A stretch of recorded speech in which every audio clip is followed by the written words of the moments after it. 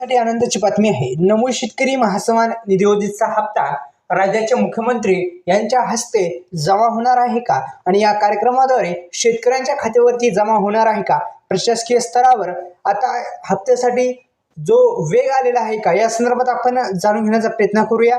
आणि नेमका कोणकोणत्या शेतकरी बांधवांना हप्ता येणार आहे, हप्ता रखडण्याचे नेमकं कारण काय आहे या संदर्भात सुद्धा आपण माहिती पाहूत। आणि एकंदरीत पाहिलं तर नमो शेतकरी महासन्मान निधी योजनेचे पैसे हे आधार संलग्न बँकेमध्ये शेतकऱ्यांच्या खात्यावरती येत असतात। आणि आधार संलग्न म्हटल्याच्या नंतर शेतकरी मित्रांनो, आधार संलग्न बँकेमध्ये ही जी रक्कम आहे तुमच्या खात्यावरती येत असते आणि पाहिलं तर शेतकऱ्यांच्या खात्यावरती ही जी रक्कम आहे थेट पद्धतीने जमा करण्यात येत असते। कोणतीही मध्यस्थी नाही वगैरे काही नाही, थेट तुमच्या खात्यावरती येत असतात। सर्वांना माहिती आहे या योजनेच्या माध्यमातून शेतकऱ्यांना आतापर्यंत सर्वांना माहिती आहे की हप्त्याचं वितरण झालेलं आहे। नमो शेतकरी महासन्मान निधी योजनेचा हप्ता हा आधार संलग्न बँकेमध्येच मिळत असतो।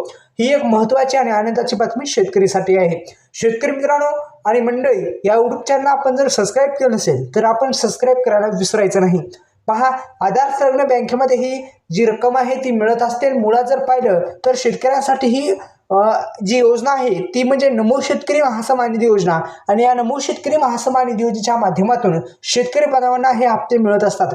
प्रशासकीय स्तरावर झालेल्या नवीन छाननीमुळे या प्रक्रियेला थोडा उशीर झालेला आहे। यापूर्वी राज्यातील सुमारे 92 लाख लाभार्थी आहेत, परंतु पात्रतेच्या कडक निकषानंतर आता ही संख्या जी आहे ती 90,42,411 इतकी झालेली आहे। अशी तांत्रिक प्रक्रिया आणि निधी मंजुरीच्या फेऱ्यामुळे हप्ता लांबणीवर पडलेला आहे। ही मुळात अशी महत्त्वाची अशी माहिती होती। व्हिडिओला लाईक करा, चॅनलला सबस्क्राईब केलं नसेल ते पण करून घ्या। धन्यवाद। जय शिवराय।